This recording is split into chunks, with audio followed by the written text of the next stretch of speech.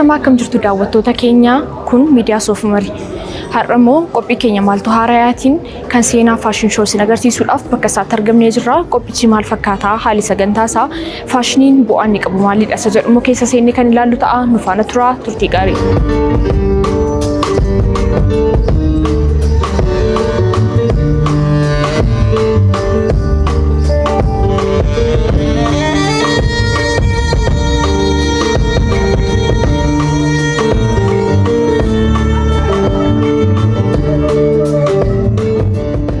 jalqaba irratti bakka milkoofte seenaa. Thank you. Akkam ture sagantaan bareedaa ture. Galma keenya rukunnee irra jedheen yaada baay'ee gaarii. Egaa ammoo weellisaa anis gabii waliin argamna. Anis mee sagantaan maal fakkaata ture?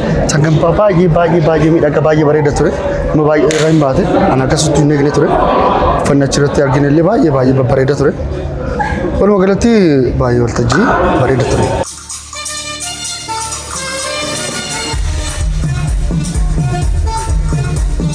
Modelooti har'oon tadda godha meekaapiin fuula isaanii irraa baay'ee mul'atu ture. Mee kanarraa akkamittiin ilaaltu? Natural lookidha wanti jiru hundi isaaniitiyyuu natural lookidha. Wanti ishee fayyadamtes maateriyaaliin isheen fayyadamte illee uffannaan ishee gootee yaadni isheen fidde illee just uumamarraa waan kan fudhatameedhaan so wanta artifishaalii ta'e yookiin immoo wanta tottolcha haaraa waan qabu mitiin so kireetivitii guddaadhaan kan hojjetameedha. Baay'een ajaa'ibsiifadhe.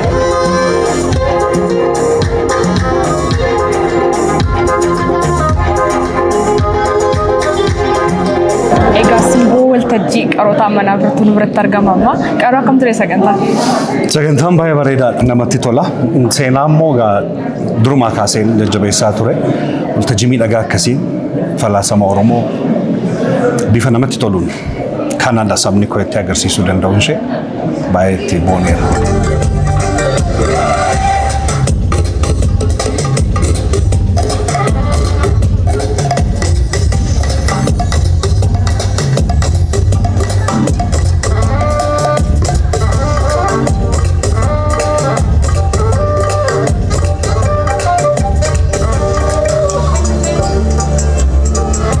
Fashion designer ta'uu maal fedhatte?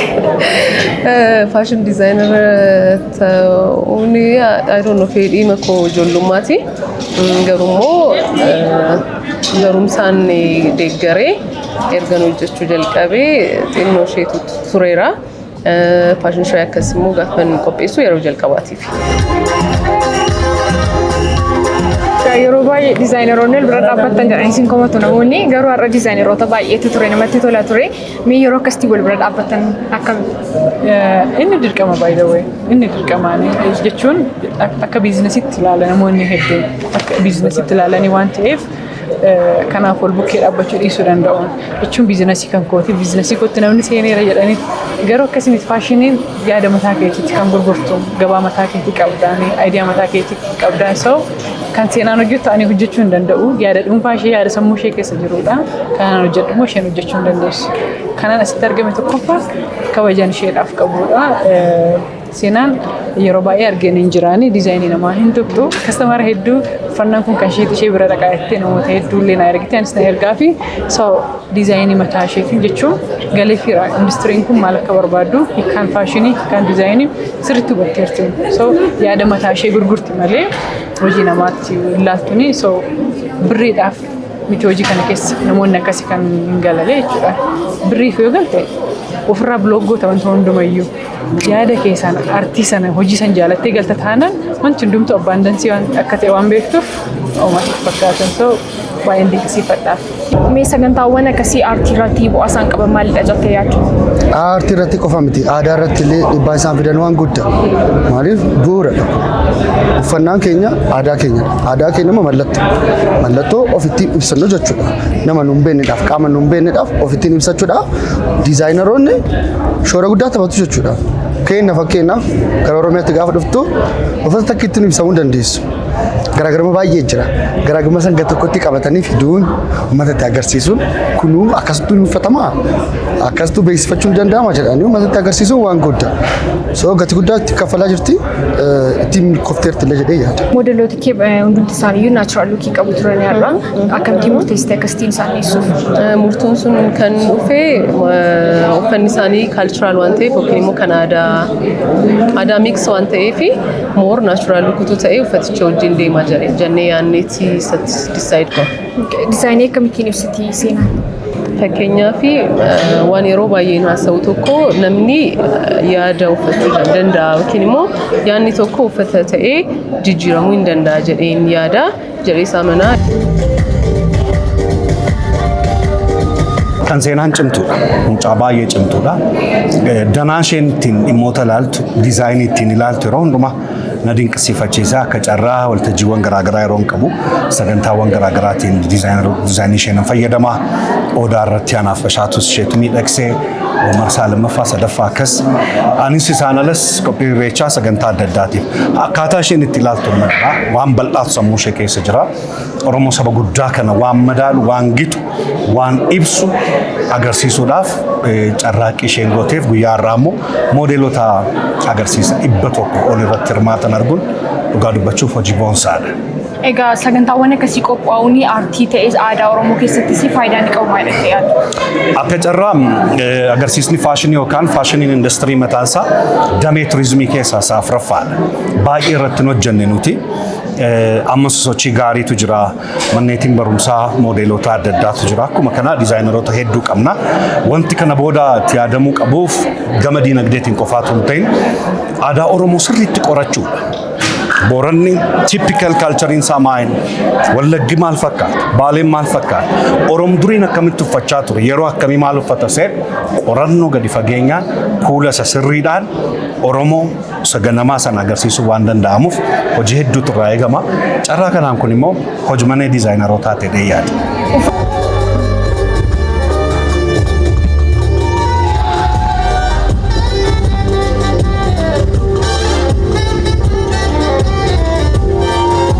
Egaa yeroo baay'ee namoonni hojii wal fakkaataa hojjetan yeroo wal tumsan argamu sagantaa kana irratti garuu diizaayineroota baay'ee arginee jirra. Mee wantoota akkasii irratti wal tumsuun faayidaan isaa maal jettee yaaddattu? Kophaa muka tokko kophaa bobaa hin boba'u waliin dirqama. Dandeettiin naan qabu namni bira qabaachuu dhabuu ni danda'a. Kanaafuu wal gargaaruun, waliin machuun, waliin mari'achuun waan guddaa ta'e tokko baasuudhaan nama fayyada jechuudha. Waan walii dhufanii waaqa kana kan arguu dandeenye jechuudha. Malee kophaa namni tokko kophaa taasaa hojjeta taanaan yaaduma kophaa isaa ilaalchuma kophaa isaatti nu agarsiisu ka'a jechuudha. Garuu namaa wajjin yommuu dhuftu biyyi kennaalee nama walumaan jira miti akkasuma waluma kennatu asitti dhufee ibsamee jedheetan yaadaan akka kootti. Egaa yeroo baay'ee diizaayinii gaafa jedhamu uffatuma qofaa irratti yaada namoonni yaada akka ta'e hubatanii meeti diizaayinii akkamittiin ibsiti? Keessa isaa seenee illee baay'ee illee sitti immoo baadhu akkaan tisiquudhaa garuu nama kaan irra wayyaa jedhee yaada. So uffan mallattoo biraandiidha. Biraandii gaaf ta'u fakkeenyaaf Guuchii kaasuu dandeessa. Guuchii biraandii akka addunyaatti beekama ta'edha.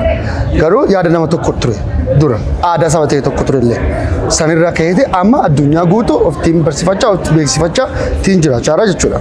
So mallattoo guddaadha. Namni sammuu isaa keessatti waan inni qabatu waa baay'eedha. So isa sana keessa mallattoowwan nuti uffata aadaa keenya irratti agarsiifnu kaachiidha jechuudha sammuu nama keessatti. So of barsiisuudhaaf shoora guddaa taphata waan ta'eef kanaan itti deemuu isaa illee waan guddaa. Yeroo baay'ee moodelingii gaafa jedhamu sammuu keenya keessatti nama qal'oo dheertuu wayyaana nuti piroofeeshinaalisidha akkamittiin filattu moodelii yeroo filattan? Standardiin jira. Standardiin jira. Standardiin amma garuu jijjiiramaa jira.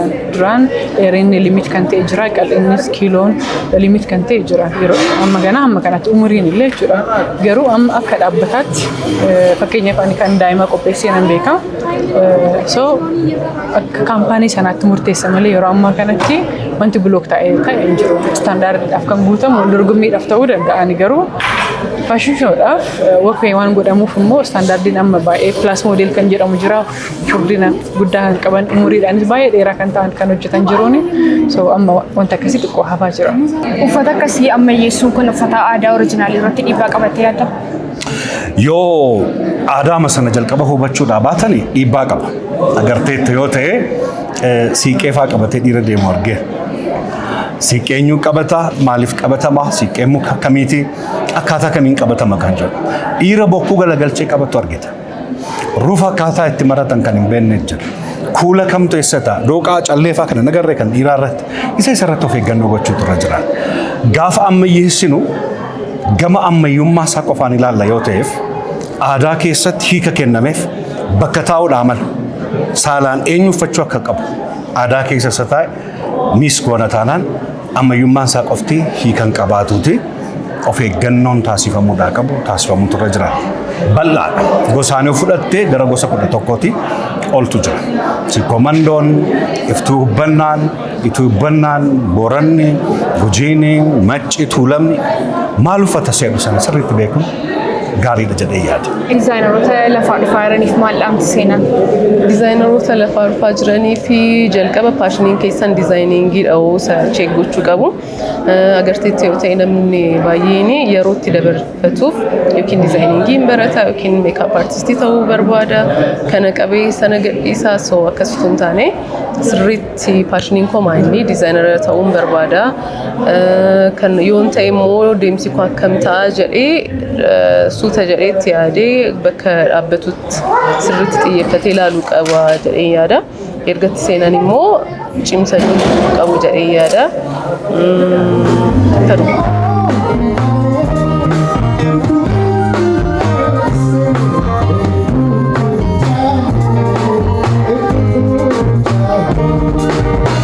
Dhaamsa maalii qabda mee dizaayinerootaaf? Waa baay'een jira kan hin baane wanti nuti baasnee agarsiisuu qabnu uffata baay'ee qabna aadaa guddaa qabna kan godhamu irraa dhiisi kan babbareechiftu waa baay'eetu jira sasanatti daballee fakkeenyaaf haxarroo maal beektaa miti inni sirba faashinii dha dizaayinii haala itti oomisha madhataanaan biyyaafuu madda galii ta'uu ni danda'a ekspoortii ta'uu ni danda'a namni uffata keenya uffatee hojiitti deemu waa hojjechuu waa baay'ee jira jechuudha so madda galiidhaafis waan guddaadha halluu keenya immoo ilaalcha nuti saba biraa keessa qabnu jijjiiruudha beeksisuu irratti wanni guddaa hojjetaa waan ta'eef dhaamsaan qabu jabaadhaa irra hojjedhaa waa baay'ee kan hin hojjetamne sana irratti hojjechuun irra jiraata. Garee garaagaraatu kan Oromoo yeroo ta'u walitti dhufan yeroo hojii hojjetan hin argina. Fakkeenyaaf boo'ee waldaan barreessitoota Oromoo jira, waldaan warra fakkii kaasanii jira, waldaan faayin aartii jira, waldoota garaagaraa jira. Ani immoo beekutti waldaan dizaayineroota Oromoo hin jiru. Meeshaa kanarratti maal jettaan ati dizaayinerootaaf maal dhaamta? Akka carraa ta'ee gara waldaa torbaa yeroo dhaabbate ani waldaa fiilmii fi tiyaatira Oromoo hundeesse. Yeroo sanaa waldaan koomeediyaanii, waldaan dizaayineroota kan fakkaatan kan moo'infaa keessa jiran sosochii akka jalqabee ture beeka. Cimaa miti. Walitti dhufanii humna walii ta'u. Kan seenaa bira jiru moo'ii bira hin jiru. Kan moo'ii bira jiru boontuu bira hin jiru.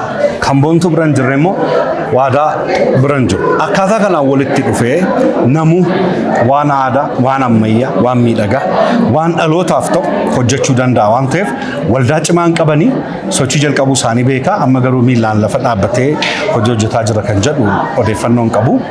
Ta'us akkuma jette waldaa cimaan hojiiwwan cimaa akkasitti wal gargaaruu, wal bira dhaabbachuu, dhufanii muuxannoo fudhachuu.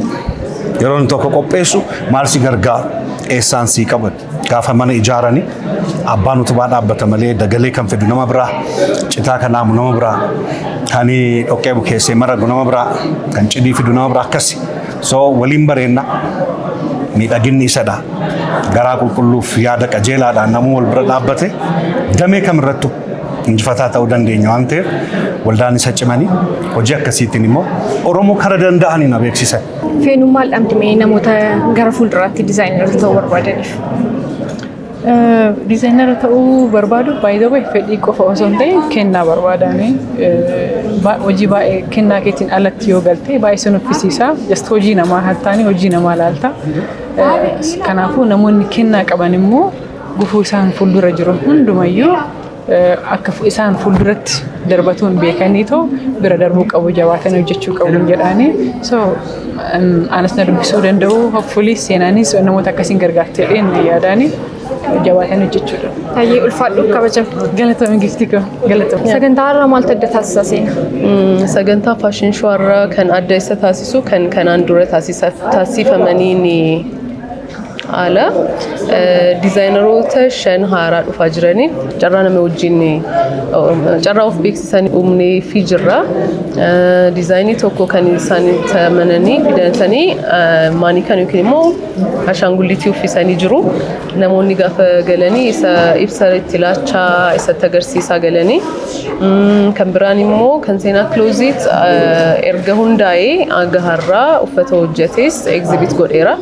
Akkuma beektu viidiyoo kilippii baay'ee irratti hirmaateera, namoota gurguddoodhaaf artiistootaaf uffata hojjenneerra isa exhibit gooneerra. Waan fiichariin kan biraa waan baay'ee addaadha jedhamee kan himamu. Faashin shoon kun uffata 120 ol qabatee dhiyaate moodeelota 100 ol qabatee dhiyaateera. It is the biggest jedhee yaada. Moodeelota 100 olii walitti qindeessanii manage gochuun mee akkamidha? Baay'ee cima. To be honest, amma kana booddee yaw hojicha sirriitti waan arginee fi isaan wajjin hojjechuun akkam akka ta'es waan ilaallee fi hin salphataa jedhee yaada. Garuu nuufis moodeelotaafis baay'ee hard ture, garuu immoo achiif godhamuu akka danda'amu argisiisneerra.